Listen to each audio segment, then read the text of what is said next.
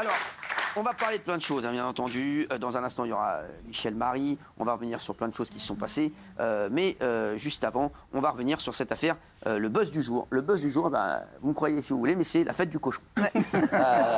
Oui, le buzz du jour, c'est la fête du cochon, organisée à Hayange.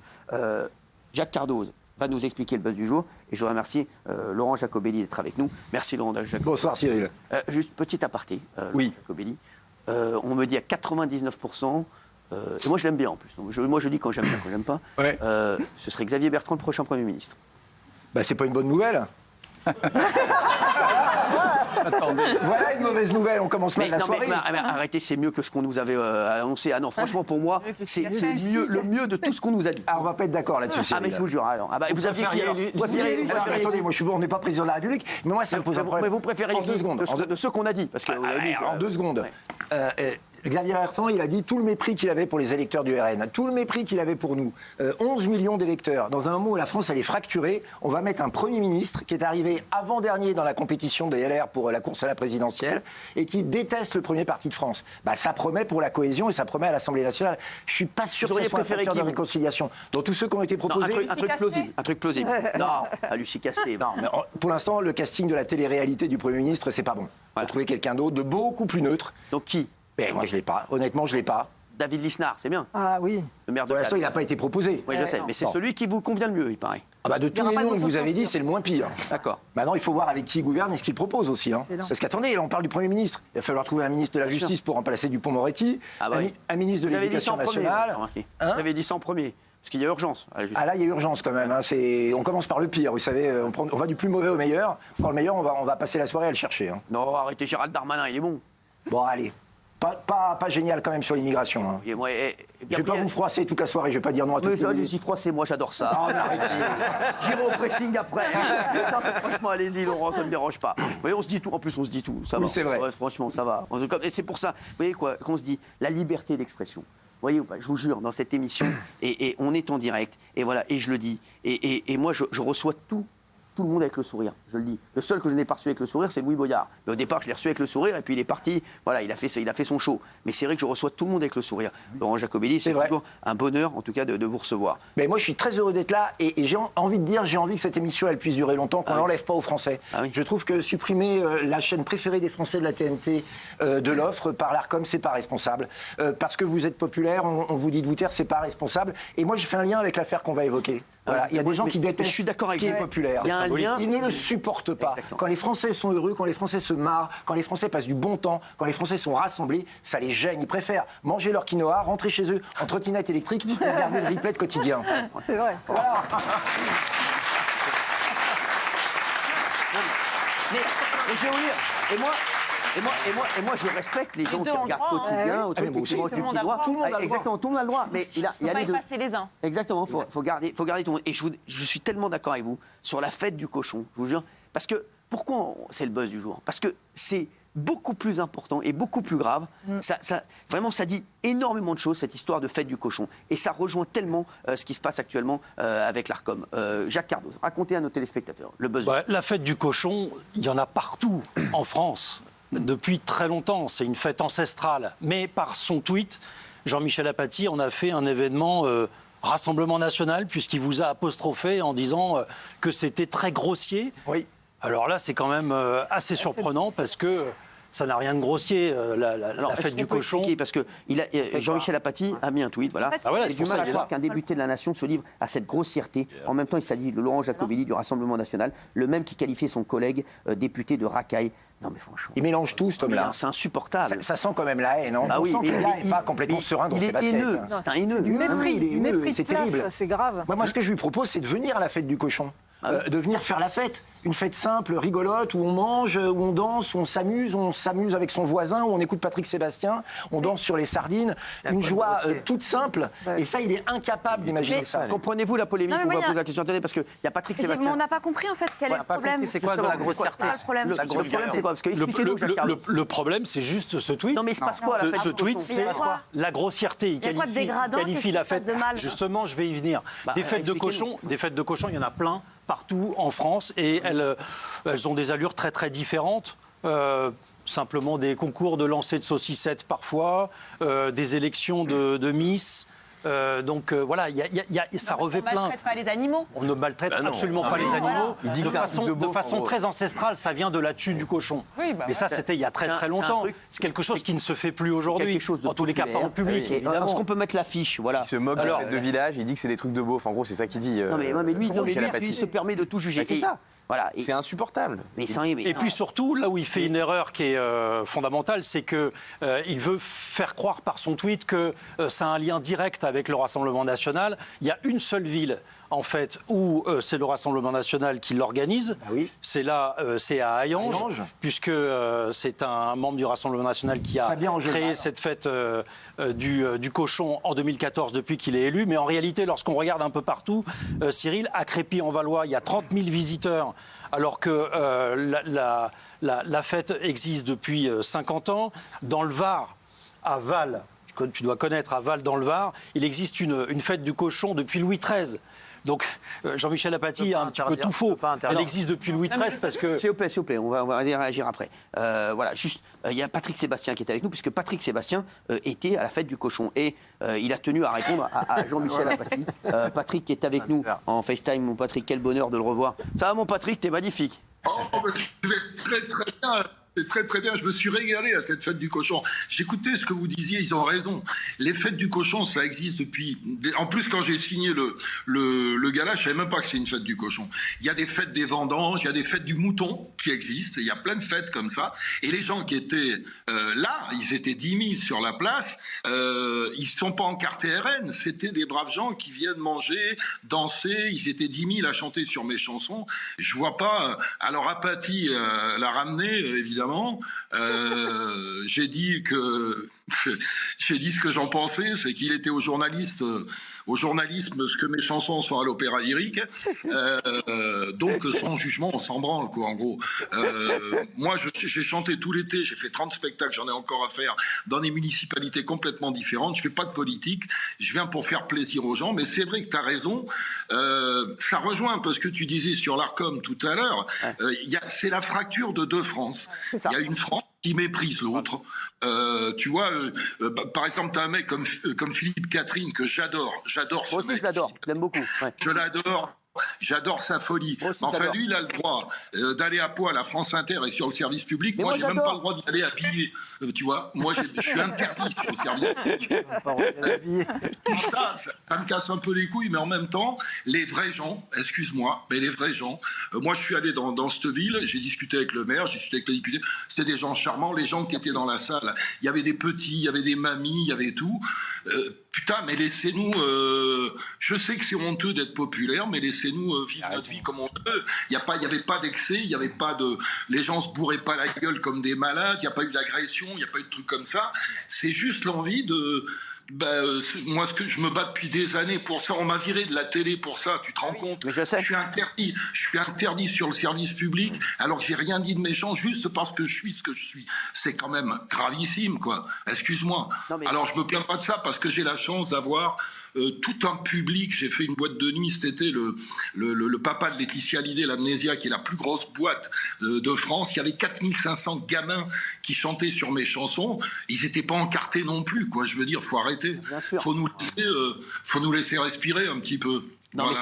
Mais c'est devenu insupportable, Patrick, ce que tu dis, parce que en fait, je vous jure, cette fête du cochon, c'est tellement symptomatique, et ce tweet de Jean-Michel Apathy, de ce qui se passe actuellement. Je le dis, la France est coupée en deux, il a raison, Patrick, je suis complètement d'accord avec lui là-dessus. Je peux te dire que moi, cette France-là, je l'ai fréquentée tout l'été, elle est vraiment coupée en deux. Bon, ils ne croient plus, excuse-moi pour le député, mais ils ne croient plus à la politique, parce qu'ils avaient l'occasion de renverser la table, ils ont juste changé la nappe, mais...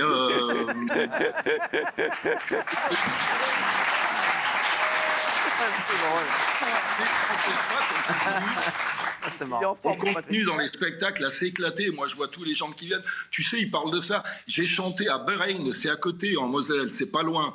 La dernière fois, j'ai fait monter avec moi sur scène une petite qui était voilée. Et quand ça a été fini, elle est venue vers moi, elle m'a dit « je t'aime ». C'est mignon tout ça, on n'a pas besoin de leur leçon de morale. On sait aimer les gens quels qu'ils soient, d'où qu'ils viennent. Exactement. Et on les juge pas. Les vrais dictateurs, c'est eux. Voilà. Mais moi, je suis complètement d'accord. Les vrais dictateurs Ce sont eux. Et Gilles Verdez, vous en faites partie. Je vous le dis. Vous faites partie. Vous en faites partie. Je vous vois avec votre oui. Et Gilles Verdez, je vous le redis, droit dans les yeux. Et vous êtes un menteur si vous dites le contraire. Et je le dis, Laurent Jacobelli, Jacques Cardoz. Si Gilles Verdez n'était pas payé, qu'il venait pas ici. Oh, ça y est. Non, merci, taisez-vous, s'il vous plaît.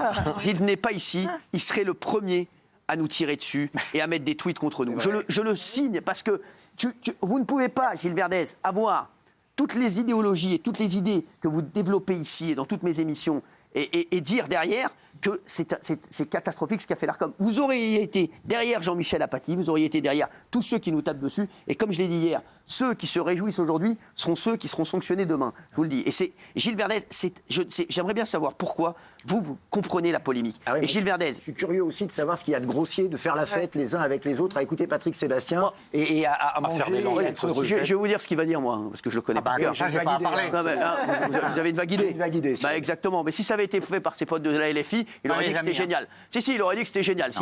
S'ils avaient fait la fête du granola à Metz, ils auraient dit c'est génial. Non, mais lui, voilà, mais je vous le dis. Donc voilà, allez-y. Ridiculisez-vous à 19h56 comme tous les soirs. Allez-y. Avec plaisir. Voilà, Ce qui m'ennuie, c'est d'être du côté de Jean-Michel Apathy, que j'exècre. Et je vous suis... exécrez tout le monde, tous ceux que vous exécrez, vous avez les mêmes idées que Vous eux. avez j'aime déjà un point commun avec lui qui exècre aussi tout le monde, donc Ouais. pour l'instant vous êtes en Et j'aime beaucoup Patrick Sébastien et je respecte M. Jacobelli. Merci. Mais néanmoins, M. Jacobelli, c'est arrêtez là que ça d'être se gagne. hypocrite. Ah, bien. La fête du cochon, aujourd'hui, dans une ville d'extrême droite, c'est une provocation anti-musulmane. C'est simple, on va dire les choses maintenant. C'est ça. Dites-le. Mais moi, je dis les choses. Ayez le courage de le dire. Gilles Verdez, Vous avez le droit de le faire. Gilles Verdez. Assumez. Gilles Verdez, vous êtes journaliste? Oui. Non. Non. Si vous l'étiez, vous sauriez qu'à Hayange... Faites les questions et les réponses. Oui, maintenant. j'aime bien, comme vous. Vous sauriez qu'à Hayange, le début août, il y a une fête qui s'appelle la fête du mouton. Vous avez quoi à dire? C'est la même municipalité. C'est le Faut même l'interdire. public. Faut l'interdire C'est aussi. la même chose. Moi, je vous invite à venir. Il y a des gens... Et je connais Hayange, c'est 30 km de Metz où je vais souvent, je connais bien On là-bas. fait pas de la Mais géographie. je vous invite, Gilles Verdez. Je vous invite. Je viendrai. Venez vraiment. viendrai. Et vous verrez qu'à la fête du cochon, il y a des gens de... Ah non, tout- pas à la fête du cochon, à la fête du mouton je viens. Pas à la fête du cochon. Vous voyez que c'est nous qui êtes obtus. Oh là là, mais c'est ça. De toutes les religions. Ça ne me fait pas rire. Non, mais obligé d'en manger. C'est important ce que je vais dire, Gilles Verdez. Il y a des gens de toutes les religions, des gens de toutes les couleurs. Et ceux qui n'aiment pas le cochon, ou ceux qui ne peuvent pas manger du cochon, ils mangent du poulet, ils mangent autre chose. Il y a de tout. L'idée, c'est d'être ensemble. L'idée, c'est de faire la fête. Alors pourquoi vous savez- l'appelez fête du cochon Vous savez, c'est parce que Vous l'appelez fête du cochon. mais on voit bien que si vous étiez plus Non, vous proche, ne répondez pas. mais je vais vous répondre. Si Bah, vous étiez pourquoi plus vous l'appelez proche fête du cochon de la France rurale, Il de est la pas proche. province, Il est vous proche de sauriez nulle part. qu'un village sur deux a une fête du Je cochon. viens de la France rurale. C'est une Vous êtes tradition proche de Fatou, c'est tout. historique. Bien sûr. Est-ce qu'on y mange que du cochon? Bien sûr que non. Est-ce qu'on y parle que de cochon? Bien sûr que non. Venez, Vous n'avez et pas vous répondu. verrez. Hein. Il a été Bien sûr qu'il a. Il a répondu 4 fois. Cyril, j'ai une question. Cyril, j'ai une question pour Gilles. Patrick, qu'est-ce que tu penses de ce que vient de dire Gilles qu'on adore, mais qui est. Voilà. Ben, moi, je veux juste savoir si Gilles, si ça l'intéresse de venir à la fête du slip au Cap d'Agde.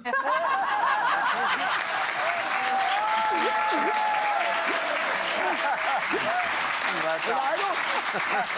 Tu vois. Et à la fête du slip, tu peux venir en caleçon. C'est comme la fête du cochon, tu peux ne pas manger de cochon. Voilà, non mais comprends. Jacques Cardos voulait poser une question Moi, à je voulais Gilles te poser Verdez. une question parce que j'ai regardé, il y a une cinquantaine de villes où on organise une fête de cochon, ou etc. Oui, peut-être plus, mais enfin, bon, au moins une cinquantaine. Pas non plus une Il y en a tradition qu'une seule- immémoriale Si, française. si, si, si, si, Louis XIII, excuse-moi, depuis la famine de Louis XIII, donc, quand même. Ça fait un petit moment quand même. Enfin, j'ai une question à te poser.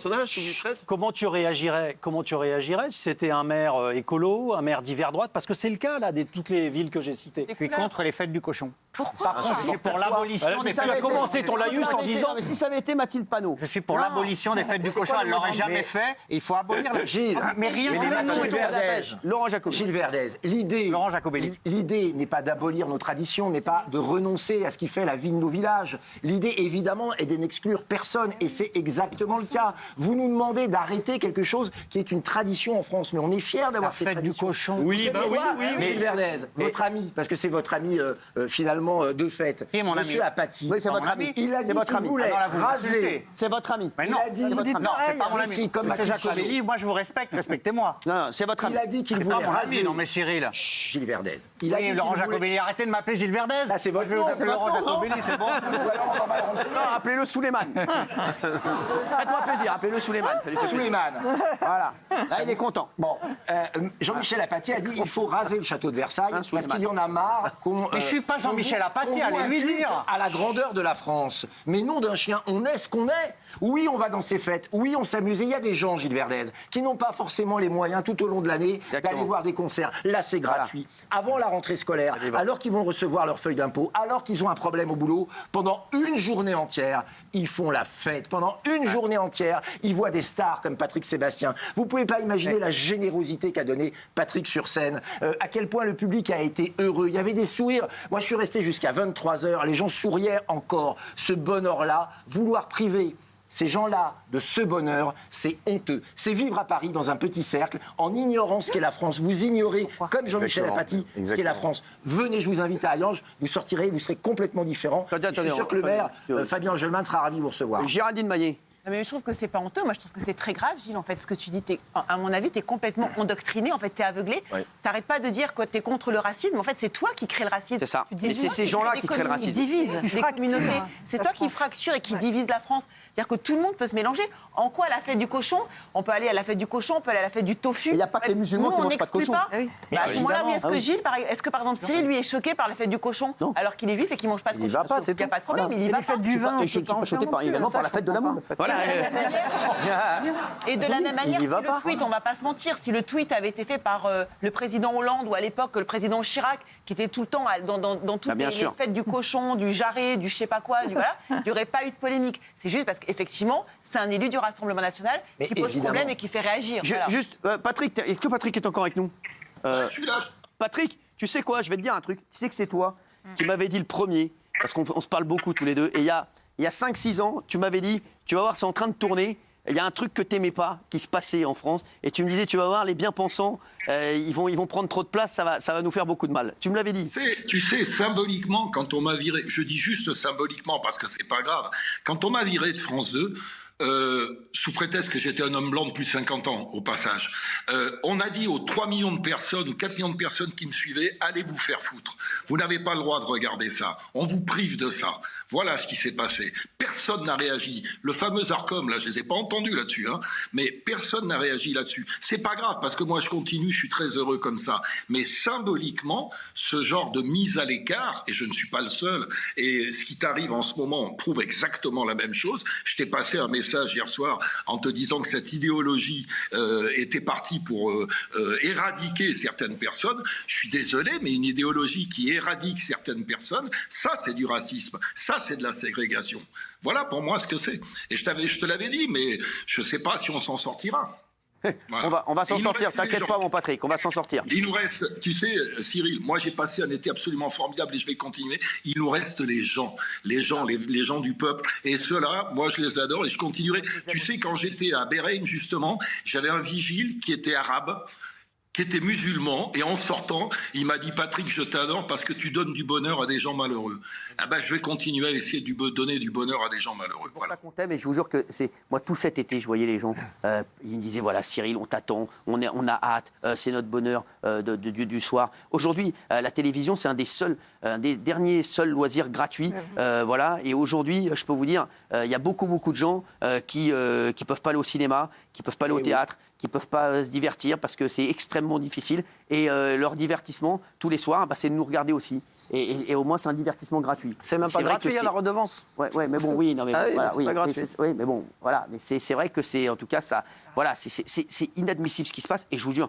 cette fête du cochon, et ce que j'entends de la part de Gilles Verdez, c'est exactement, voilà, c'est exactement tous ceux qui veulent tuer la liberté d'expression. Et qui défendent le Gilles vivre Verdez. ensemble. Mais Gilles Verdez, Mais il vous êtes... instrumentalise aussi l'islamophobie. En fait. Exactement, C'est super grave. c'est vous ça. rendez Et pas il va compte, un en fait. cran au-dessus de Jean-Michel Apathy, parce que je pense que Jean-Michel Apathy ne va même pas sur la thématique du cochon. Là, Gilles Verdez, on doit Exactement. avoir honte de manger du cochon Mais en faut qu'il France. nous explique Et les Apathy. masques tombent, parce que ces gens-là qui défendent le vivre ensemble, leur première idée, c'est de dire « Ah non, t'as plus le droit de manger de cochon ». Moi, je trouve ça super qu'il y ait des boucheries halal, je trouve ça super qu'il y ait des événements musulmans. Trouvons ça super aussi qu'il y ait des événements où on mange du cochon. Voilà, c'est tout. C'est comme je disais hier, Gilles Verdez, c'est pareil. Je sais que sur là-dessus, vous étiez d'accord avec moi. Mais je suis désolé, moi, la cérémonie d'ouverture a été exceptionnelle, mais je suis désolé, je n'ai pas aimé le fait qu'on se moque encore de la religion. D'accord avec vous. Mais là, on fait un pas de côté vers l'extrémisme de Gilles en disant ça. Non, mais je suis C'est désolé. dangereux. Non, là-dessus, je suis désolé. Moi, je suis pas du tout d'accord. Justement, en parlant de cérémonie. Raymond voudrait dire un truc. Non, moi je voudrais juste dire, ce qui serait bien que Jean-Michel Apathy nous explique où il a vu de la grossièreté. Parce que moi je suis paumé en fait là. Mais non, mais moi il me dit parce que la pour lui, grossièreté. la Et fête Guillaume, populaire, c'est grossireté. mais d'accord, mais alors. Pour lui, le peuple, c'est Attendez, vulgaire. attendez, si t'aimes pas la fête du cochon, tu n'y vas pas. Exactement. Sinon, à ce moment-là, on va commencer à diviser les gens. Et tu te rends compte en grandissant, moi en grandissant, je me rends compte que les gens tolérants, en fait, c'est les gens intelligents. Et les gens qui ne tolèrent pas, moi avant je tolérais pas beaucoup de choses, c'est un vrai con. Et plus tu grandis, plus tu te dis qu'en tolérant les choses, tu deviens intelligent. Alors si on interdit la fête du cochon, alors Apathy, il faudra qu'il tweete quand il y aura d'autres fêtes religieuses. Il faudra qu'il tweete quand il y aura. Non, mais il faudra qu'il tweete quand il y aura la fête du mouton, une autre la fête du merguez, la fête du coq. Mais si, parce qu'il ne peut pas interdire une fête. Mais c'est où il voit de la grossièreté. Mais non, mais il dit, il ne faut pas que les gens aillent s'amuser. C'est les mêmes gens qui maîtrisent pas. Moi, j'aimerais bien qu'il tweete sur la grossièreté, où il voit de la grossièreté. Mais c'est les mêmes gens qui méprisent. Non, moi ça me rend dingue qu'on politise tout et même on en vient à politiser une fête. Moi ça me rend juste dingue. C'est Ça ça, veut dire il y a que marqué Gilles, fête. tu vas aller maintenant à un concert et tu vas dire bon bah c'est de droite ou c'est de gauche. Si c'est de gauche, bah, j'y vais. Si c'est de droite, j'y vais pas. Enfin ça devient C'est ce hyper qui se passe compliqué. actuellement. Donc il y a un moment ce que donné fait Gilles. où là Jacques nous a dit que c'était une fête qu'il y avait dans toute la France et qu'il y avait des circonscriptions où c'était la gauche qui l'organisait. Des fois c'est la droite, des fois c'est l'extrême droite. Donc ça veut dire que tu vas choisir la ville où tu vas y aller.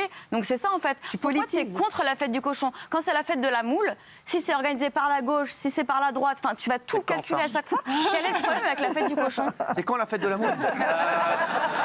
Non mais c'est ça que je comprends Il y en a pas. un peu partout aussi. Ça veut dire que si c'est la fête du mouton, tu vas y aller. Si c'est celle du cochon, tu y vas pas. T'es contre du coup. Enfin, je ne comprends pas. Ce que Et vous en, avez plus, dit. et en plus, ces fêtes du cochon sont des fêtes en réalité populaires où il y a oui, plein d'événements bien sûr. qui sont C'est un organisés. prétexte pour faire la C'est fête, pas on a juste, bien compris. évidemment, c'est un prétexte, c'est pas juste du lancer de saucisses. Donc en fait, C'est on ça qui politise méprise des Jean-Michel fêtes. Apathy. Voilà, Attendez, je vais vous dire un truc, parce que vous avez soulevé un lièvre pour moi.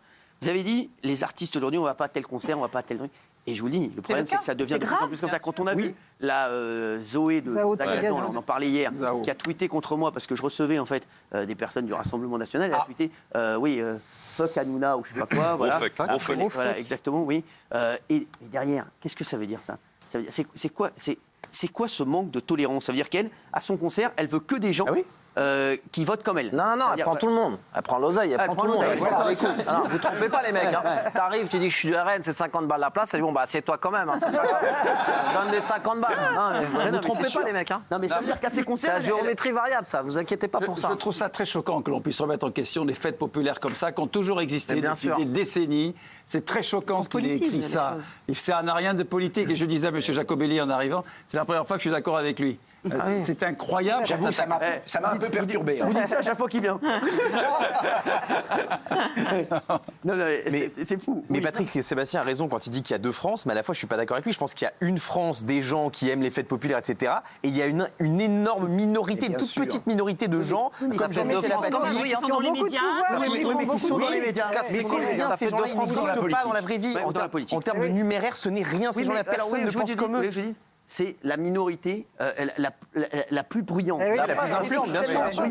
C'est les 2% qui pourrissent la vie des 98 Exactement. autres pourcents qui veulent leur imposer leur mode de vie, qui veulent leur imposer leurs idées. Mais laissez-nous tranquilles. Si on Exactement. veut aller à la fête du cochon, écoutez Patrick Sébastien et regardez Cyril Hanouna, mais- on a le droit. Vous faites ce que vous voulez, Mais c'est ça. mais laissez-nous tranquilles en fait. Non, mais Lâchez-vous. mais moi, je vais prendre un autre exemple. Je suis désolé, excusez-moi, je vais encore parler de la maison d'en face. Mais quand ils disent, Quotidien dit, on ne recevra pas de personnes du Rassemblement national. oui. On reçoit personne du Rassemblement national. L'ARCOM dit rien. Donc tranquille, ils font ce qu'ils veulent. Ah non, eux, ils font ce qu'ils veulent. Ils ont le droit de dire, on ne reçoit pas un tel. Mais quand moi, on me dit, quand la LFI, moi, je les invite. Oui. Encore, Vous invitez tout le monde. j'invite tout le monde. Je leur ai dit de venir plein de fois. Ils ne veulent pas venir. Mais ils Forcément. prennent l'audience des gens du RN, ça les dérange pas. Exactement, exactement. C'est ce que je fais le même truc avec tes artistes. À ce moment-là, dites si vous les gens du RN, les 12 millions, 11 millions qui ont voté, on ne veut pas que vous regardiez Quotidien, on ne vous aime pas, on vous déteste, on vous hait. Jamais ils le diront. Jamais ils le diront. Au Ils nom de prennent, la ils prennent ce qui leur tolérance. arrange. C'est quand même magique, non? Ces gens, Ça- au nom de la démocratie et de la tolérance. La démocratie, disent, c'est de laisser si tu les ne gens penses faire pas ce qu'ils comme veulent. moi, ou si tu ne vas pas au même fait que moi, je te méprise et je t'ignore. C'est pas comme ça. Et surtout, on est Apathy a politisé une fête qui n'a rien de politique. C'est que de la bonne humeur. Moi, j'ai écouté les chansons de Patrick. Je me suis amusé. Il y avait les sardines, il y avait tout. Tous ces grands succès. Il a fait tourner les serviettes. Évidemment qu'il a fait tourner les serviettes. Et tout le monde petit les a bonhomme tournées. rouge, le petit Et je bonhomme suis rouge. sûr que ceux qui ont tourné les serviettes, il y en avait, ça va de LFI au Rassemblement National. Et tout le monde, au même bien moment, sûr. Les gens, s'est ils s'en marré foutent. sur la même Non, chose. mais Jean-Michel Apathy, C'est je vais pas génial. tourner les serviettes. Il prend que des mouchoirs pour nous faire pleurer. Merci. Et là, Et là- Patrick, en tout cas, tu m'as l'air bien en forme, mon chéri. Je suis très en forme, juste pour synthétiser tout ce que vous venez de dire. Moi, tous les gens que j'ai rencontrés par rapport à tout ce que vous dites cet été m'ont dit tous la même chose. Nous, on est à fond pour le vivre ensemble, mais à condition qu'on soit dans l'ensemble. Et le problème, c'est que tous ceux qui parlent de vivre ensemble, ils excluent cela. Voilà, c'est tout, c'est aussi bête que ça. Voilà. T'as complètement raison. Merci mon Patrick. Merci d'avoir été avec nous mon Patrick. Jean-Michel Maire, vous voulez dire quelque chose? Je veux dire, je vais un peu prendre la défense de Gilles. Je dis la seule vertu des sorties de Gilles, c'est que ça nous montre tout ce qui nous serait tombé sur la gueule si ses amis du LFI avaient été au pouvoir. Le truc, c'était leur programme en secret. C'est leur programme secret. Exactement. Et voilà. C'est vrai. Il est en train de le révéler. Oui, mais attention, parce que le pire n'est jamais sûr. Hein. À partir du moment où le débat existe, à partir du moment où il y a des tweets comme cela, c'est très méprisant. Ce que je voulais dire, c'est que c'est très méprisant également pour les 2 ou 3% de gens qui n'ont que ça. Enfin, je dis 2 ou 3%, peut-être 5 ou 10%, j'en sais rien. Mais la plupart du temps, ces fêtes rurales, elles existent parce que les gens n'ont pas grand-chose. Et donc, pour les cochons même, pour les grandes soirées, ils entendent tout. Et pour la finalité, on n'a toujours pas compris pourquoi Gilles était contre cette fête, étant donné qu'elle organise. C'est une bonne question. Cette fête m'exclut, moi, de fête. Et en fait, vous retournez l'argument. Parce que moi, musulman, je ne vais pas aller à une fête du cochon. Bah, J'y vais pas, il a dit. Donc j'y vais pas. En fait, vous retournez l'argument depuis 10 minutes. Je peux vous dire un truc? De toute façon, vous, Gilles Verdez, personne ne vous veut défendre. Moi, j'ai pas la corrida, je veux pas la corrida. Laurent Jacobelli. Gilles Verdez, vous ne seriez pas venu d'ailleurs parce que c'est une fête qui est organisée par Fabien Engelmann, qui est un maire RN. Donc par principe, vous ne seriez pas venu. Mais quand bien même, c'est pas interdit de rentrer. S'il veut y aller, l'entrée est libre, on va pas l'interdire de rentrer. Il y a une différence entre ne pas vouloir y aller et être contre. Tous en même temps. Premier dimanche de septembre. Tous les ans, c'est la fête du cochon. Sincèrement, honnêtement, du fond du cœur, je vous invite, Gilles. Vous allez voir. Si vous changez le nom, je viens avec plaisir. Vous mangerez. Je vais aller à une fête du cochon. Exactement. Attends. Et s'il appelle la fête du khalouf? Tu t'exclus tout seul, Gilles. C'est vous qui vous excluez. Moi, par exemple, je suis juive. Je ne mange pas de cochon, je vais à cette fête, ça ne peut pas il de veut pas aller à la fête. Il veut pas aller à la fête. S'il vous plaît, stop. Merci, stop, on se calme. On va voir juste le sondage, 2 petites secondes. Merci. 93%, voilà, comprenez-vous la polémique. Mais non, mais là, juste Gilles, pour il va être... pas au supermarché. 2 petites secondes. Mais non, mais pour être juste, il aurait juste fallu dire que tu ne voulais pas y aller, mais que tu n'étais pas contre. Mais Ça, si, c'était mais contre. je suis contre. Il est contre. Ça pour une provocation. C'est Gilles Verdez, arrêtez, on le connaît. Patrick, merci d'avoir été avec nous, mon chéri. Il faut laisser toutes les fêtes. Je sais que tu vas nous voir bientôt. Je sais que tu vas nous voir bientôt, on a perdu. Merci Patrick. Patrick, il est là? Non. Il est dans le couloir. Il est dans le couloir, il était juste derrière. Tiens, Laurent Jacobelli, est-ce que vous pouvez rester avec nous 5 minutes? Bien sûr, avec plaisir. Je vais vous faire réagir, il y a une info politique qui vient de sortir. D'accord. Ouais. On a un candidat à la présidentielle. Ouais. Vous allez me dire ce que vous en pensez. Très bien. À tout de suite. Il y a quelqu'un qui est en décalage. Il y a un mec en décalage, c'est pas grave, c'est comme ça qu'on l'aime, ne vous inquiétez pas. Dans un instant, il y a Michel Marie qui revient. Laurent Michel Marie, on a un gros point à faire, vous allez voir. Laurent Jacobelli. Juste, vous avez vu, ça y est, Édouard Philippe est candidat à la présidentielle de 2027. Ça y est, c'est fait. Ça y est, c'est fait. Encore un. Encore. Ils sont nombreux de ce côté-là. Monsieur ouais. Bertrand, Monsieur Attal, Monsieur Le Maire, Monsieur Darmanin. Pour l'instant, il n'y en a qu'un qui s'est déclaré, c'est Édouard Philippe. Ah non, Xavier Bertrand se déclare tous les mois, à peu près, où il fait une réunion, il nous dit qu'il a un scoop, qui va être candidat à la présidence de la République. Vous avez un truc contre lui. Oui, il aime bien. Allez savoir. Non, mais je vois que monsieur 80 km/h, dont les automobilistes se souviennent, celui qui a mis les gilets jaunes dans la rue, qui voulait faire la réforme des retraites, se présente. Il y a Madame Hidalgo, Madame 50 km/h. C'est Macron en pire. Ils peuvent peut-être faire un ticket, je sais pas, emmerdons les Français, une liste comme ça. Non, écoutez, voilà, il a le droit de se présenter. On aura le droit d'être contre lui avec Marine Le Pen pour essayer de protéger les Français et de ne pas faire de casse sociale et pas les enquiquiner au quotidien comme il a fait. Ça, la démocratie. Il y en a qui disent que Emmanuel Macron espérait que vous gagniez les législatives pour vous cramer en 2027. Mais si on avait gagné les législatives, je pense qu'il ne nous aurait pas cramé du tout, parce qu'on aurait pris des mesures assez rapides pour aider les gens, la baisse de la TVA, etc. Si je peux me permettre, Laurent Jacobelli, je vous le dis, moi je suis sûr, vous savez, le président, il y a beaucoup de choses qu'il signe, et au final, une cohabitation, c'est toujours compliqué. C'est vrai que c'est compliqué. Donc, pour vous, je pense que c'est plutôt même une bonne nouvelle que vous n'ayez pas gagné. Eh bien alors, chiche, allez faire la fête du cochon. Rendez-vous en 2027. Rendez-vous dans 3 fêtes du cochon. Et s'il faut affronter Édouard Philippe, on le fera. Et on le fera sur son bilan. Alors, justement, alors vous, je le dis, voilà, vous êtes extrêmement bon en com, voilà, vous êtes magnifique sur les plateaux de télé, pareil toujours bien, mais on a vu quand même qu'il y avait 2-3 candidats. Plus que 2-3. Voilà, qui étaient un petit peu limités. Vous allez travailler là-dessus pour 2027. Alors, on va être honnête. Ça a existé. Je ne vais pas vous dire l'inverse. Ça existait ailleurs. Hein. Oui, mais... Ça existait ailleurs. Moi j'ai eu face à moi une candidate qui s'est carapatée, qui n'a pas voulu faire le débat. Hein. Elle était la France insoumise. Donc ça existe partout. La loupe a été mise sur nous, on le sait, c'est comme ça. Voilà.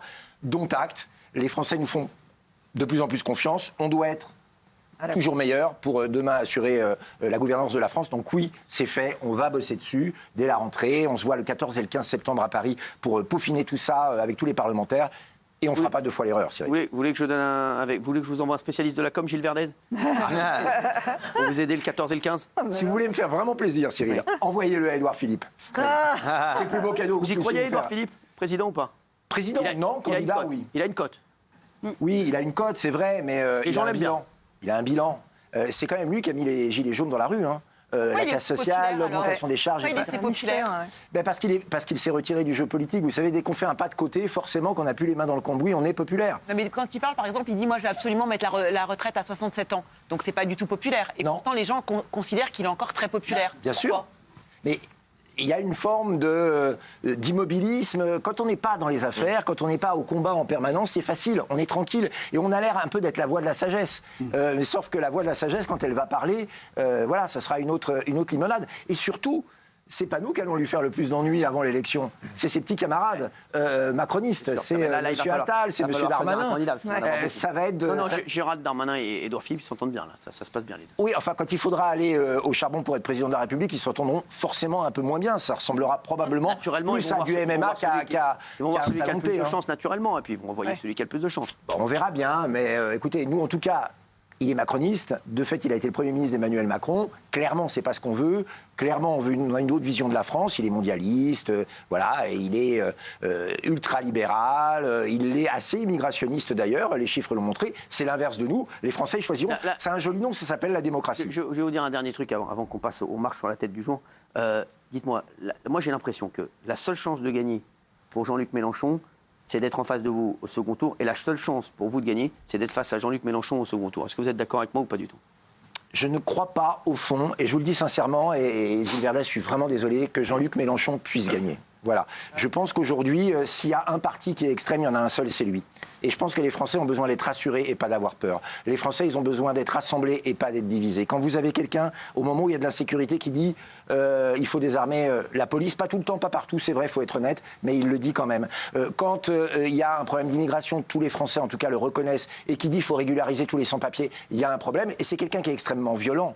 Je veux dire, leur position par rapport au Hamas, par exemple, montre bien que pour eux, la violence peut être légitime quand l'idéologie le réclame. Regardez Cyril, on a vécu ensemble une expérience à l'Assemblée nationale. Quand on parlait de C8, vous avez eu devant vous, non pas un homme politique, mais un procureur qui voulait symboliquement vous couper la tête. Là, ça fait froid dans le dos. Quand on dit à quelqu'un, vous pensez pas comme moi, votre public, c'est pas mes électeurs, je vais vous faire taire, je crois que les Français ne veulent pas ça. Gilles Verdez, quand vous entendez tout ça, vous êtes d'accord? Mais pas du tout. Et M. Jacobelli ne manque quand même pas de culot. Vous venez de dire... Là, devant 2 millions de personnes, qu'il y a un seul parti qui est extrémiste, c'est LFI. Ouais. Mais vous êtes à l'extrême droite, M. Jacobelli. Le RN n'est plus à l'extrême droite. Vous savez ce que c'est l'extrême... Ça, c'est nouveau. Là, vous réinventez la géographie politique française. Bravo. Gilles Verdez, je suis partiellement d'accord avec vous. Il y a un risque d'extrême droite en France. Mais je vous le dis les yeux dans les yeux. Quand un député appelle à marcher sur Paris pour prendre le pouvoir, comme Quatennens, ça rappelle les fascistes. Oui. Quand certains appellent à la haine du juif, c'est l'extrême droite, mais c'est à la France insoumise. Quand certains disent qu'il faut prendre le pouvoir dans la rue si on l'a pas dans les urnes, oui, c'est du fascisme, mais c'est la France insoumise. Vous avez partiellement raison, il y a un danger d'extrême droite et il s'appelle Jean-Luc Mélenchon. Vous n'êtes plus d'extrême droite maintenant, Rassemblement National.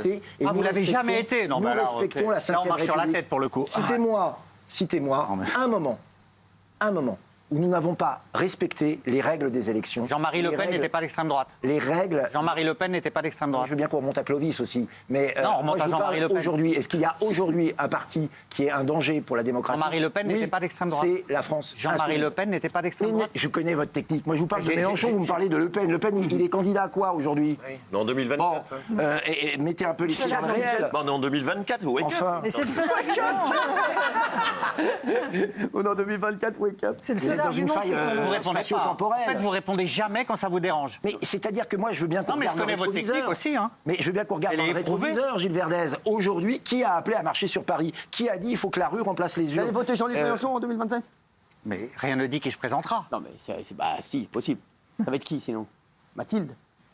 S'il se présente, il est possible que je vote pour lui. Très bien, voilà. Il est possible, je ne sais pas encore, mais je verrai qu'il se présente. Non, on va dire il est probable. Et ça vous fait quoi d'être d'extrême droite alors, Gilles Verdez? Pardon? Ça vous fait quoi d'être d'extrême droite? Arrêtez, non mais là vous faites de la dialectique. En fait, vous me regardez dans les yeux en espérant m'impressionner. Oh non, mais pas du tout. Moi je vous respecte.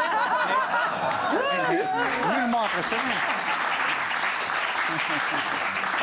Mais je vous respecte. Je respecte les électeurs de la France insoumise. Pourquoi vous ne reconnaissez pas que vous êtes d'extrême droite? Parce que nous ne sommes pas. Ça vous dérange? L'extrême droite. Mais l'extrême droite, c'est quoi? C'est la haine de la démocratie. Je suis désolé, on se présente aux élections. Quand on gagne, on y va. Quand on perd, on reconnaît qu'on perd. Voilà.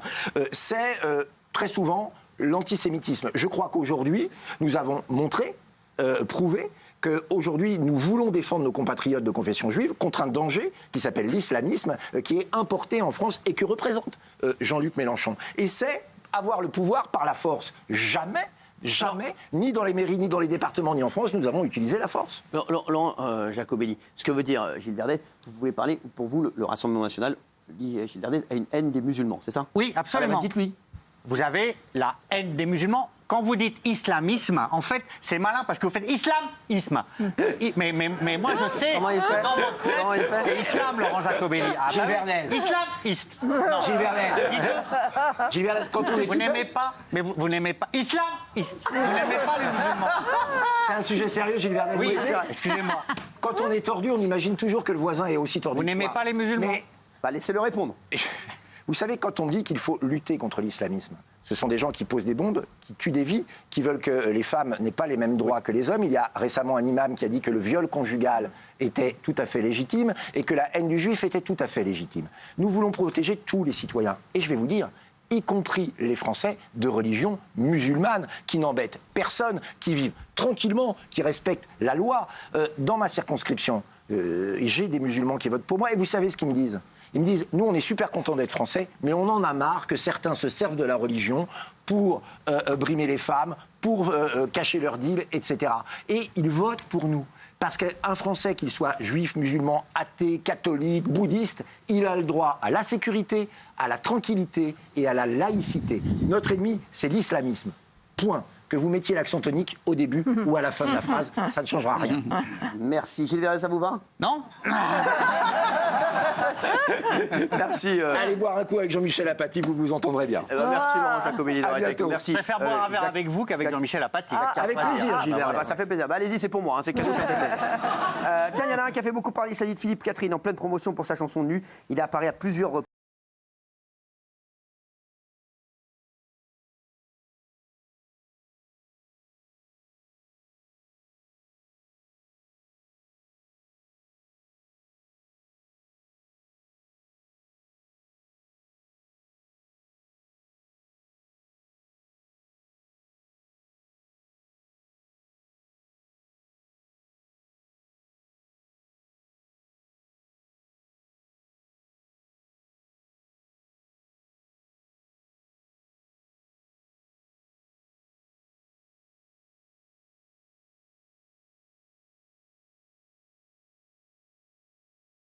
Après, il y en a qui... Alors, je sais, je vais vous dire, ce qu'on critique, c'est pas Philippe Catherine. Non. Oui. c'est le fait que ces chaînes-là fassent des séquences avec une personne toute nue et que ce soit autorisé sur ces chaînes-là et pas d'autres. Et c'est marrant, comme il suffit de mettre un logo France 5.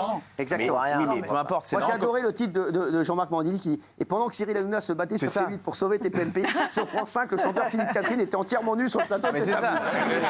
C'est ce qui m'a fait le plus rigoler aujourd'hui. Le titre de Jean-Marc Morandini était incroyable. Il suffit de mettre un logo France 5 ou France Inter sur une image pour que ça devienne hype et bien pensant. Ça me rappelle des séquences, moi justement, chez Jean-Marc Morandini en 2010 avec Jérém Star qui venait tout nu, c'était la télé poubelle, la télé trash, tout le monde trouvait ça dégueulasse. Là, c'est sur France 5, c'est de l'art, c'est une dénonciation de notre société, etc. C'est juste un mec à poil qui chante avec une fausse barbe. Bon voilà, c'est de la télé populaire, c'est sympathique, mais qu'on dise pas que c'est bien quand c'est sur France 5 et que c'est nul quand c'est ailleurs. Il a la carte, ça serait Patrick Sébastien qui débarquerait de nu sur un plateau, il s'en prendrait plein la gueule. Il a la carte, voilà, il est beau. Mais il est sympa. Non, on le connaît. On a le droit d'avoir les deux aussi. Mais voilà, c'est ça le problème. On veut canceller l'un et puis avoir l'autre, donc ça c'est pas le truc. Non mais je veux avoir les deux. Non mais c'est pas lui le problème. Mais imaginez ça vous a excité vous? Pas vraiment. Je demande vraiment à voir ce qu'il y a sous la barbe, mais bon. Non mais imaginez un mec pas connu ou même Patrick Sébastien, mais le titre de Libération le lendemain, la vulgarité à son apogée dans TPMP, c'est évident. C'est ça, c'est pas Philippe Catherine qui est responsable. Lui, il va au bout de ses délires. Moi, j'adore. Non, on le connaît, c'est un chanteur de Calais qui est plein d'humour. Et en plus, si on écoute les paroles de sa chanson, c'est le vivre ensemble, c'est vraiment des messages pour la paix. Et vraiment, c'est un type formidable. Il est génial. Il est génial. Moi, je dis bravo. Bravo. C'est vrai. Il est génial, ce mec. On voit rien, de toute façon, on peut pas être choqué. Il fait chier personne. Mais la question, Bernard, c'est pourquoi lui, il a le droit et pas les autres? Ah oui, mais ça, c'est une autre question. Mais c'est pas de sa faute à lui, c'est la faute des bien-pensants, encore une fois. Imaginez ce que dirait Jean-Michel Apathy si on avait un mec à poil sur notre plateau. Bah oui, on a qu'à essayer demain, Gilles Verdez. On laisse pousser la barbe. Bonne idée. Alors, il y a peut-être un truc qui va arriver en France. Le Royaume-Uni voudrait interdire de fumer en terrasse. Faut-il faire pareil? Au Royaume-Uni, vous savez que ce qui se passe ailleurs va certainement arriver chez nous. C'est ça, Gilles Verdez, c'est terminé. Absolument. Donc, il y avait déjà eu avant, avec le gouvernement conservateur, des mesures anti-fumeurs pour les jeunes. Mais là, ils songent à étendre, c'est-à-dire les terrasses des pubs, certains parcs, les trottoirs au bord des hôpitaux. Donc voilà, la Grande-Bretagne est en train de devenir anti-fumeurs, anti-fumeuses. Le problème, c'est que les pubs souffrent déjà et ils disent que ça va être la mort des pubs. Mais moi, je soutiens ça. Il faut absolument élargir l'interdiction de fumer dans l'espace public. C'est la seule solution. Mais lui, qu'est-ce qu'il est chiant. Il veut pas de fête du cochon. Il veut pas fumer en terrasse. Il veut pas se balader à poil. Il veut que nous faire chier. Non mais franchement. C'est incroyable ce mec, Jean-Michel. Non mais c'est délirant. Si tu veux à ce moment-là réduire la cigarette à sa portion la plus congrue, interdisons la cigarette. Mais si la cigarette est autorisée et que l'État se goinfre bien, même si ça coûte plus cher au final, mais quand même, il se goinfre bien, autorisons au moins sur les terrasses. Après, ça sera où? Pas dans la rue, tu seras chez toi, dans la cave. C'est interdit à ce moment-là. Avant, on avait le droit de fumer dans les avions, on a plus le droit. C'est beaucoup mieux. Dans les trains, on a parce que c'est confiné, ça, non confiné. L'extérieur, c'est pas pareil. Mais d'accord, mais quand on voit ce que ça coûte aujourd'hui à l'État, ça rapporte, effectivement, tu l'as dit tout à l'heure, ça rapporte un peu. Mais ça coûte plus que ça rapporte, bien sûr. Pas sûr encore. En fait, moi, je trouve que, mais je trouve que pourquoi pas, après tout, c'est peut-être liberticide. Dans l'espace extérieur, c'est liberticide. En fait, je suis désolée, Géraldine. C'est un poison absolu. 80 000 morts au Royaume-Uni. Est-ce qu'on peut aussi simplement... Il faut l'arrêter. Oui, il faut l'arrêter. On n'est pas chez vos mères, là. Moi, je crois qu'on a éduqué les populations et de plus en plus, les gens se responsabilisent et décident. On est en train de dire aux gens, on décide pour vous de ce que vous devez faire de votre santé ou pas. Et les gens sont suffisamment intelligents à une terrasse de café s'ils voient qu'à côté, il y a un enfant de jeune enlevé, etc. Moi, j'ai décroché, vous me faites chier, tout ça. Vous me faites chier. C'est toi qui donnes les débats. Une chiantitude. On va parler des Jeux paralympiques. Je trouve ça exceptionnel. Ça nous offre des images très très fort. Alors hier, lors d'un match de cécifoot opposant la France et le Brésil, les supporters du stade de la Tour Eiffel ont offert une ola sans le moindre bruit. Ouais. C'est bon, on n'a pas besoin de commentaires. Jean-Michel Larquet, là, c'est bon. Pour ceux qui ne le savent pas, il ne faut surtout pas faire de bruit parce que les joueurs comptent sur leurs oreilles pour se déplacer. Et le ballon aussi a un grelot à l'intérieur. Ouais, je sais, comme dans le cerveau de Gilles Verdez.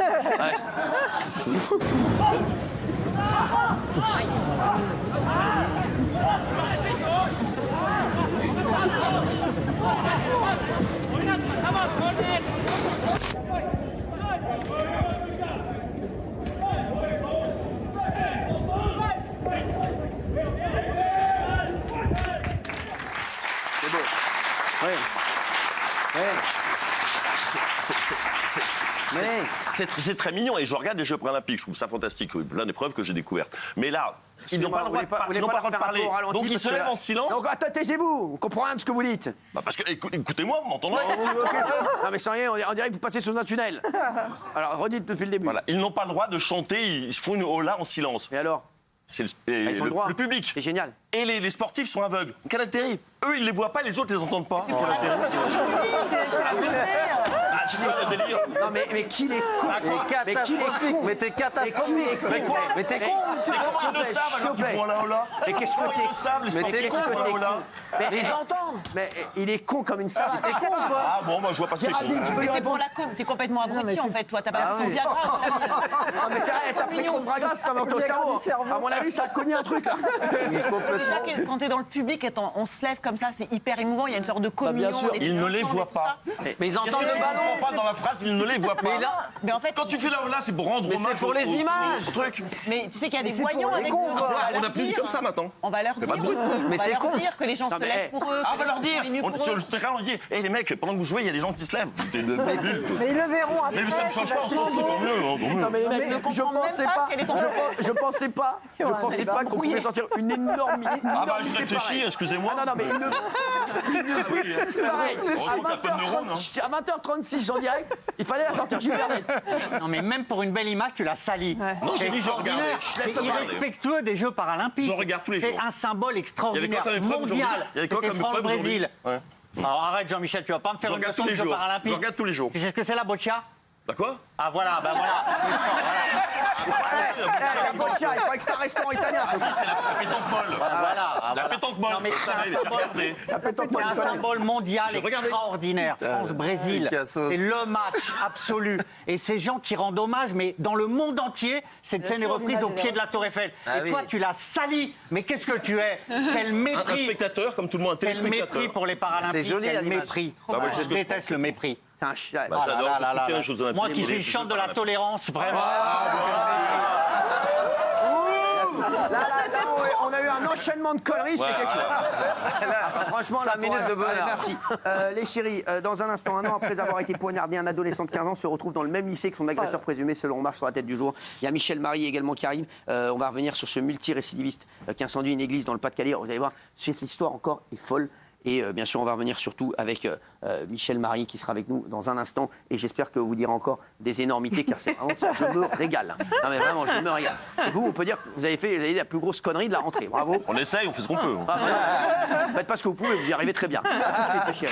Il est venu, oh qu'il est beau. Oh là là. Michel Marie, qu'est-ce qu'il est beau, quel playboy. Le playboy. Ah non mais franchement, le playboy du mardi. Vous êtes plus beau que jamais. J'aime beaucoup votre nouvelle toilette. Merci Cyril. C'est magnifique. Daniel? Ah bah il est grillé comme une cacahuète. Il est grillé. Genre, Fais gaffe qu'il apéro. Fais gaffe qu'il ne te fasse pas sauter comme un popcorn. Merci. Oh, et j'ai quelqu'un depuis le fond. Oh. Merci. Juste avant qu'on passe au gros dos avec Michel Marie, bien entendu, restez avec nous. Je sais que c'est votre rendez-vous. Je sais que vous êtes content de revoir Michel Marie. Juste, si on marche sur la tête du jour, tous les jours, aux alentours de 20h45, on vous dira on marche sur la tête, qu'on considère pour nous comme un fait qui nous fait marcher sur la tête. On va une nouvelle fois marcher sur la tête parce qu'on va revenir sur l'affaire d'un jeune garçon de 15 ans agressé au couteau en juin 2023 qui ce lundi a fait sa rentrée des classes. Et dans le même établissement, il y avait son agresseur présumé qui n'a pas encore été jugé. Il était tranquille, il était là. Donc voilà, c'est juste incroyable, Gilles Verdez. Donc en juin 2023, ce jeune de 15 ans, il est blessé grièvement au couteau par un autre jeune au thorax et à la cuisse. À l'époque, l'agresseur présumé, qui, vous l'avez dit, n'est pas jugé, a le droit de continuer sa scolarité dans la même ville de Villeneuve-les-Avignon. Simplement, il ne peut pas déambuler en ville. Le problème, c'est que la victime de 15 ans entre au lycée. Et donc aujourd'hui, le jour de la rentrée, la victime et l'agresseur se retrouvent dans le même établissement. La maman avait alerté, en vain. Le fils entre au lycée et voit son agresseur. Il est terrorisé, il dit c'est pas possible. À ce moment-là, seulement, l'éducation nationale dit ah ben on a peut-être fait une erreur, effectivement, de vous mettre dans le même établissement. Écoutez et donc, cette histoire. non mais c'est fou. Tous les soirs, on vous racontera des histoires à partir de 20h45. C'est complètement et donc ils vont prendre des mesures, parce que là ils se sont dit c'est pas possible de les laisser dans le même établissement. Mais c'est surréaliste que malgré les cris d'alerte de la maman qui a été exemplaire, on ait laissé ces deux jeunes dans le même lycée. Regardez le témoignage de la victime, regardez. très stressé, j'ai peur. Je suis resté 3 jours enfermé dans ma chambre. Je me sens pas en sécurité. Je pensais vraiment faire ma rentrée au lycée avec mes copains normalement. C'est impossible de la faire normalement avec mon agresseur dans le même lycée que moi. Il faut absolument que l'éducation nationale agisse. Et moi, ce que je ne voudrais pas, là, ils sont en train de prendre des mesures, c'est que ce soit la victime qui soit obligée de changer d'établissement. C'est l'agresseur présumé qui doit être viré de ce lycée, qui doit aller ailleurs, charge à lui de trouver un autre établissement. Mais c'est impossible que ce soit la victime qui soit terrorisée de retrouver son agresseur sur le chemin de l'école. On ne peut pas. Raymond, moi, contrairement à Gilles, l'éducation nationale, ok, il y a 2 personnes qui ne doivent pas être au même endroit. Ça fait 1 an et demi que le mec, il a voulu tuer quelqu'un, il n'est toujours pas jugé. Ça vous choque pas? Ça vous dérange pas? Normalement, il doit même pas être au lycée. Il devrait déjà être devant le tribunal. Ça veut dire qu'aujourd'hui, tu peux poignarder un mec, parce qu'il est plus âgé, hein, l'autre, je crois. Il était déjà au lycée avant, donc il a plus de 15 ans déjà, l'autre. Donc il est déjà au lycée, plus de 15 ans, il a voulu tuer quelqu'un dans la rue, mais attends, il fait sa scolarité, il ne faut pas trop le bousculer, hein, le pépère, il faut qu'il puisse faire sa scolarité. Moi, ce qui me dérange, c'est pas l'éducation, ce qui me dérange, c'est qu'1 an et demi après, il soit encore dehors, pas jugé. C'est comme ça qu'on marche sur la tête. Et c'est comme ça que les gens sont énervés. C'est ça qui énerve les gens. On voit des drames tous les jours et on dit, oui, mais comprenez, la justice, c'est comme ça, on ne peut pas la changer. À un moment donné, il faudra changer. Il n'a pas à être dehors, il doit être jugé s'il est dehors, mais qu'il ait été jugé au moins. Exactement. C'est ça qui est bizarre. C'est un truc de fou. C'est un truc de fou. On va revenir sur les gros dos. On a énormément de dossiers à voir avec Michel Marie ce soir. On va démarrer par Gérald Darmanin. Gérald Darmanin, il y a eu l'hommage national à Éric Comines aujourd'hui, gendarme tué lors d'un refus d'obtempérer il y a une semaine, qui a eu lieu ce lundi. Il a été décoré de la Légion d'honneur par Gérald Darmanin, qui a livré un discours poignant en évoquant ce qu'il a qualifié de crime. Regardez. Pour tenter d'être à la hauteur, madame, de l'immense tristesse qui vous touche, qui touche une famille, 2 enfants, 2 parents, une sœur et des camarades. Il faut, je le sais, mettre d'abord des mots sur les choses, pour ne pas rajouter à votre tristesse. Français, ce n'est pas un refus d'obtempérer, c'est un crime. Ce n'est pas un fait divers, c'est un fait de société. Il a raison. Ah, franchement, il a eu des mots forts. Je trouve qu'il a raison. Je suis désolé, il a complètement raison, Michel Marie. Alors, il a parlé avec fermeté. Cette histoire, voilà, on la connaît. Hein, c'est la mort du gendarme Éric Comines, qui a été tué par un multi-récidiviste qui avait été condamné 10 fois, Gilles Verdez. 10 condamnations depuis des années, avec un titre de séjour qui avait été renouvelé. Donc là, c'est totalement incompréhensible que cette personne puisse encore être au volant, quelles que soient les condamnations qu'il a eues, puisse encore être au volant. Et je le dis aussi, c'est incompréhensible que cette personne se promène librement sur le territoire français. Je suis pour que ces gens-là, multirécidivistes, ne puissent plus sévir. Donc, il était sur le coup, excuse-moi de te couper, mais il était sur le coup d'une suspension de permis de conduire qui devait lui être signifiée le 12 septembre. Ça faisait 1 an qu'il attendait ça. Et il y a 1 an qu'il avait été contrôlé. Tous les gens que je connais qui sont contrôlés, on leur suspend le permis immédiatement. Excuse-moi de t'avoir coupé. Voilà. On va parler d'un autre multirécidiviste et on va vous raconter cette histoire qui est arrivée aujourd'hui. L'église de l'Immaculée Conception à Saint-Omer, dans le Pas-de-Calais, a pris feu dans la nuit de dimanche à lundi. Plusieurs dizaines de riverains ont dû être évacués et une centaine de pompiers mobilisés. L'accusé est apparemment un multirécidiviste. Est-ce que vous pouvez nous raconter cette histoire ? Écoutez, ça s'est passé dans la nuit de lundi à 4h30 du matin. La cathédrale est en feu. 120 pompiers sur place, on évacue une 60aine de riverains parce qu'on craignait, un peu comme à Notre-Dame, l'effondrement du bâtiment. Finalement, les pompiers ont réussi à éteindre le feu et l'enquête a été confiée à la gendarmerie de Saint-Omer et ils ont interpellé un multirécidiviste, un type qui a 39 ans, qui est archi connu des services de police, qui sort de prison pour des faits similaires. Il avait mis le feu à une église à Boulogne-sur-Mer et il semble, j'ai pas pu vérifier cette information, mais j'ai lu qu'il avait été condamné à 25 reprises et notamment sur 15 églises, lieux de culte qu'il aurait incendiés. Alors, je vous le dis, et il y a un certain Mehdi Ben Bouzid qui a été accusé par plusieurs internautes d'avoir brûlé l'église. Ça, c'est quand même incroyable, qui n'a rien à voir là-dedans. En réalité, le principal suspect, c'est un certain Joël Vigoureux, hein, c'est ça. Et je précise que le nom que vous venez de citer avant, c'est le procureur de la République de Saint-Omer. C'est ça, vous vous rendez compte? Donc en fait, c'est ça. Non, mais en gros, ils ont vu un nom arabe à consonance musulmane, pardon. Ils ont vu Joël Vigoureux, et ils se sont dit, le procureur, c'est Joël Vigoureux. Donc le procureur, c'est Joël, et le suspect, c'est... Non, mais ça, c'est incroyable, cette histoire. Franchement, elle est incroyable. Et c'est sorti sur les réseaux sociaux. Je sais, c'est fou. Et donc, tout le monde a dit que c'était Mehdi, alors que Mehdi, le pauvre, c'est le procureur. Et on dit, ah bah non, Joël, ça doit être le procureur. Mehdi, c'est le mec qui a incendié l'église. Alors, c'est un multirécidiviste, comme on a dit. C'est un truc fou. Oui, Gilles Verdet. Oui, moi, j'avais vu 8 condamnations pour des faits totalement similaires. C'est-à-dire que c'est un pyromane. C'est quelqu'un qui est attiré par le feu. Il a déjà fait ça, alors 8 fois ou 15 fois déjà condamné. C'est, encore une fois, je le dis, mais combien de fois il va le faire? C'est-à-dire que s'il n'est pas condamné là, s'il est encore libre, il va recommencer. C'est un miracle. Il y a 120 sapeurs-pompiers qui sont intervenus. Ils ont sauvé le mobilier, mais c'est un miracle, il n'y a pas de blessés. C'est un miracle. Il va falloir quoi? C'est pas un miracle? Non, mais il va falloir quoi pour que cet homme ne puisse plus sévir? Qu'est-ce qu'il faudra attendre? Qu'il y ait un blessé, qu'il y ait un mort?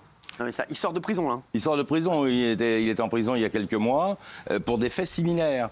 Et donc, ce qui est important de préciser, c'est que les incendies qu'il allume, c'est toujours sur des lieux de culte, c'est principalement des églises. Donc, c'est d'ailleurs une circonstance aggravante dans la qualification de criminel.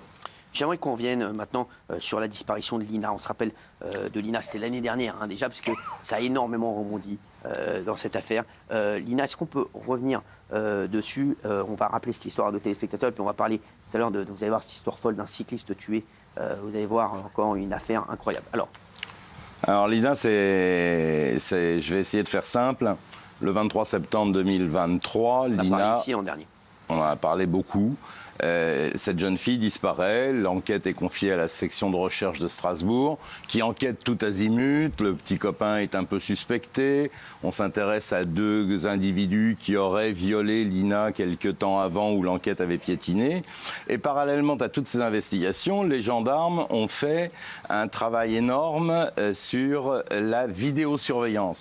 Alors c'est vrai que dans le village, à proprement parler, il n'y a pas grand-chose en termes de caméras, en revanche, ils ont cerné le village et à la sortie, qui est une sorte de la route, c'est le passage obligé où on rentre et où on sort. Là, ils ont récupéré des images de vidéosurveillance et c'est là qu'ils ont, dans un créneau horaire qui les intéresse, puisqu'on sait qu'elle a disparu à 11h22, enfin en tout cas son téléphone se coupe à 11h22, elle est vue un petit peu avant, elle envoie un dernier SMS, donc un peu avant 11h et un peu après 11h, les gendarmes récupèrent les images de vidéosurveillance donc, du lieu de sortie du village. Et là, ils voient une dizaine de véhicules qui les intéressent, ils en retrouvent 9. Ils ont fait des investigations sur ces 9 véhicules et le 10e manque à l'appel. Il s'agit d'une Ford Puma immatriculée en Allemagne qui s'avère être volée. Et là, les gendarmes vont lancer tout un tas d'investigations pour retrouver ce véhicule, c'est-à-dire le signaler à tous les services de police et de gendarmerie de France, et le véhicule est introuvable. Donc le temps passe, les gendarmes continuent à chercher ce maudit véhicule sans jamais le retrouver. Et pour cause, en réalité, il était à la Fourrière depuis le 6 janvier 2024, c'est-à-dire quelques mois après la disparition de Lina. Donc elle disparaît en septembre 2023. Le véhicule est mis en fourrière le 6 janvier.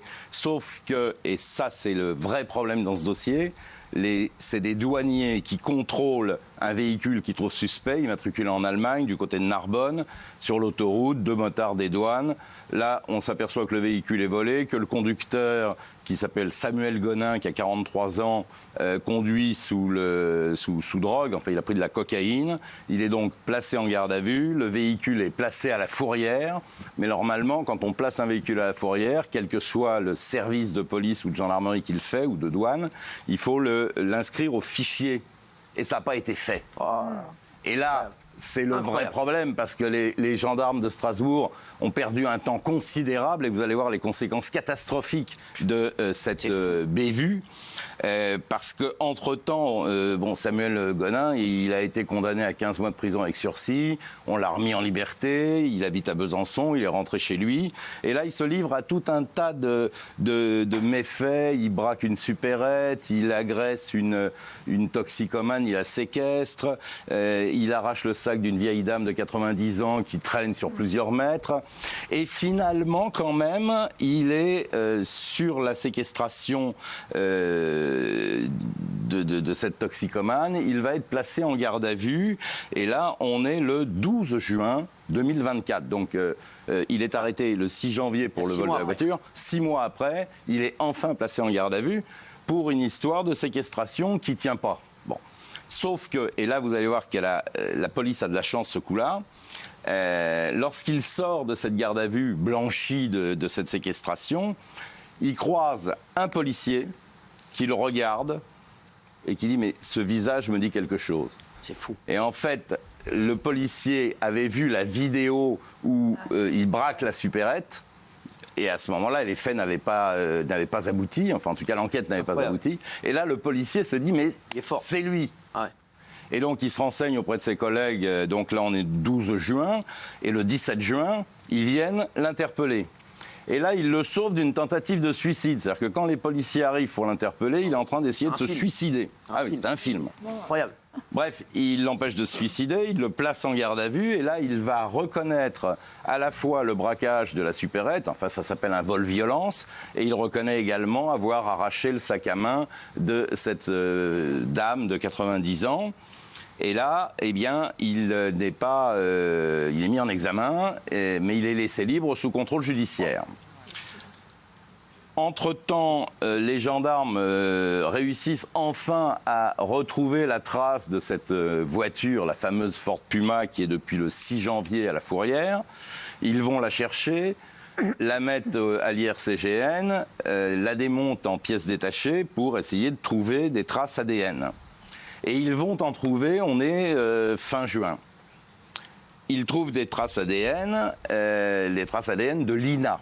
Ce qui veut dire que Lina est forcément montée dans ce véhicule. Et quand ils vont venir pour interpeller Samuel Gonin, puisque là ils ont la procédure des douaniers, ils ont les différentes procédures des gardes à vue des 12 et 17 juin, ils vont se présenter au domicile de Samuel Gonin, et de Samuel Gonin s'est suicidé le 10 juillet, on le retrouve pendu, et il a laissé un petit mot d'explication à sa famille, mais il ne livre aucun détail sur les faits qu'on peut lui reprocher. J'ai perdu mon honneur, ma dignité, mon humanité, je dois partir, je ne sais pas me contrôler, ça va trop vite, je souffre trop, c'est mieux ainsi. Voilà ce qu'il laisse. Et alors, reste plus pour les gendarmes à exploiter le GPS du véhicule volé, donc de la fameuse Ford Puma, pour essayer de retrouver le corps de la malheureuse Lina. C'est ce qu'ils ont fait pendant plusieurs jours. Ils ont repris tous les points où ils s'étaient arrêtés. Ils ont fouillé, cherché avec des drones, avec des chiens. Et malheureusement, pour l'instant, on n'a rien retrouvé. C'est fou parce que cette affaire Lina, tout le monde a été suspecté. C'est fou, Michel, cette histoire est complètement folle.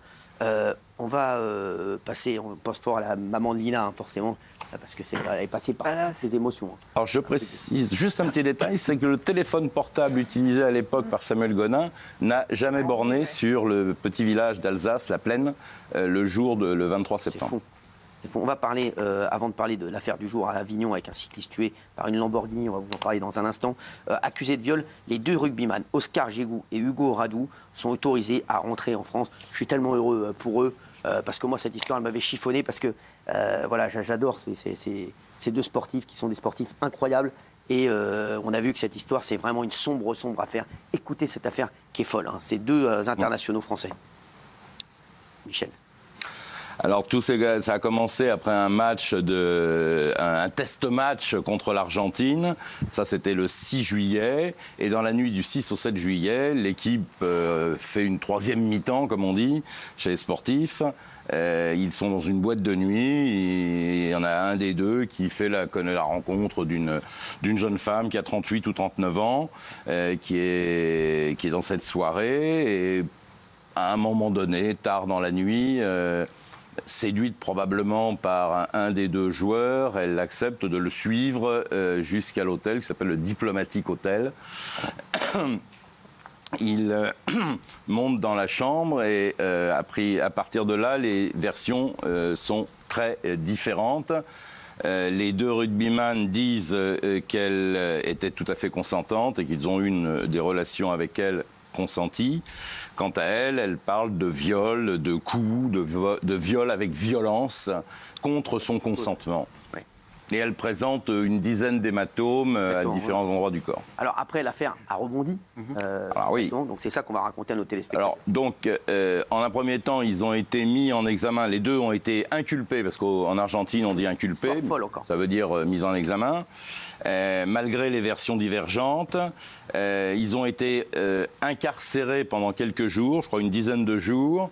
Ils ont ensuite été mis en résidence surveillée, ce qui n'existe pas vraiment chez nous, mais ils n'ont pas le droit de sortir, mais ils sont dans un hôtel surveillé et ils ont fait de la procédure. Il y a eu ils ont été longuement entendus par la juge d'instruction. Il semble quand même qu'il ressorte de ce dossier, comme on dit, que ça ne tient pas à la colle forte. C'est ça. Oui. Hein, il y a des variations dans les dépositions de la plaignante. Oui, la version de la plaignante a été fragilisée au fil de l'instruction. C'est-à-dire que le chauffeur de taxi qui la récupère le lendemain matin à 8h30 la trouve extrêmement calme, presque détachée, ne voit pas de problème. Ensuite, elle présente des bleus et elle omet de dire, attention, hein, je ne minimise pas du tout ce qui lui est arrivé, hein, mais elle omet de dire qu'elle a une maladie qui fait que les bleus présentent toujours des traces plus impressionnantes que quand elle reçoit un coup. Et puis, elle échange beaucoup avec une amie.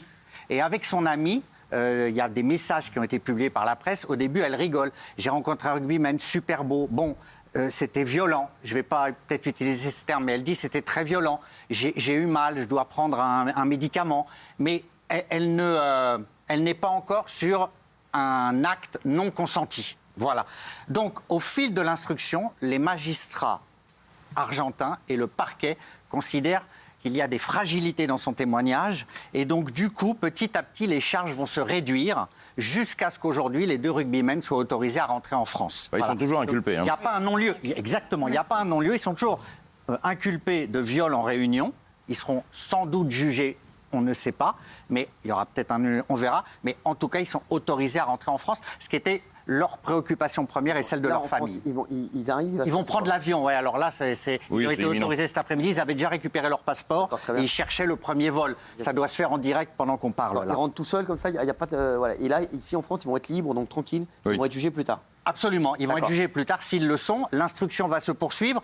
La plaignante a fait une tentative de suicide, donc elle va très mal, elle ne peut pas se présenter aux examens psychiatriques. Et la justice argentine a considéré qu'elle avait assez d'éléments en sa possession et que les rugbymen pouvaient rentrer en France sans que ça induise quoi que ce soit sur l'instruction d'ailleurs. Hein. Ils sont toujours mis en examen, inculpés, il faut le dire. Hein. Voilà. Histoire. Oui, Michel. Bon, ça tient, ce que je disais tout à l'heure, on sent que ce dossier ne tient pas à la colle forte. Parce que si vraiment les autorités argentines avaient des éléments graves et concordants, comme on dit, ils auraient gardé les deux rugbyman. Et là, visiblement, il y a deux versions qui ne disent pas bien, évidemment pas bien la même chose. La plaignante, ses avocats ont essayé de récuser les procureurs qui enquêtaient en disant qu'ils ne sont pas de notre côté, ils ne sont pas objectifs. Leur tentative a échoué. Donc, oui, parce que le frère de l'avocat est le ministre de la Justice, enfin le frère d'un avocat du rugbyman et le frère du ministre de la Justice argentin. Mais ce qu'il faut dire, c'est que, Michel, c'est pas parce qu'il rentre que l'affaire est close. On est bien d'accord. Hein. Il y a encore, voilà.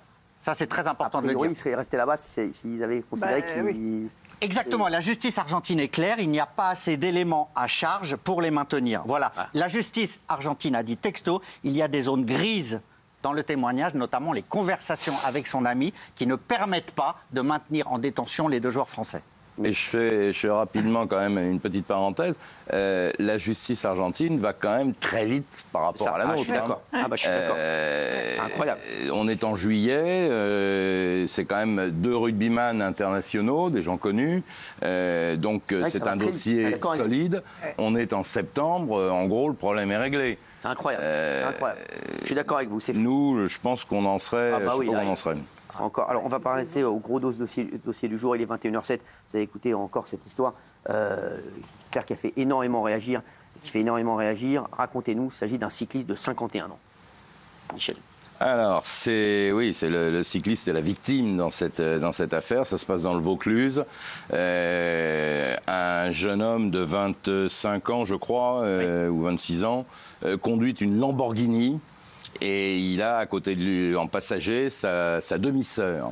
D'accord. Il roule comme un fou sur une petite route départementale et il heurte un monsieur de 51 ans qui était sur son vélo et qui est mort sur le coup.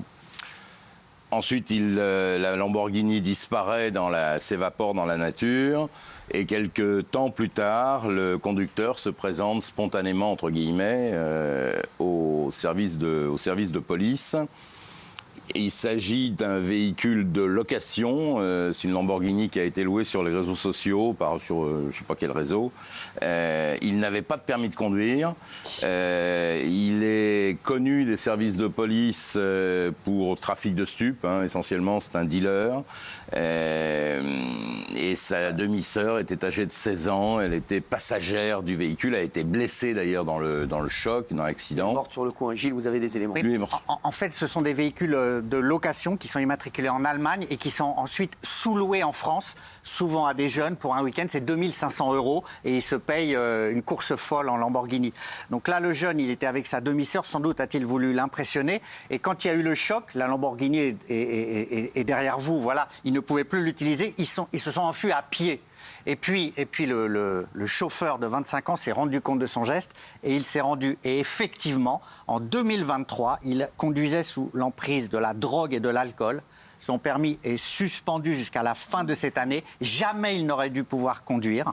Jamais il n'aurait dû pouvoir être au volant. C'est encore une fois il n'aurait pas dû pouvoir louer.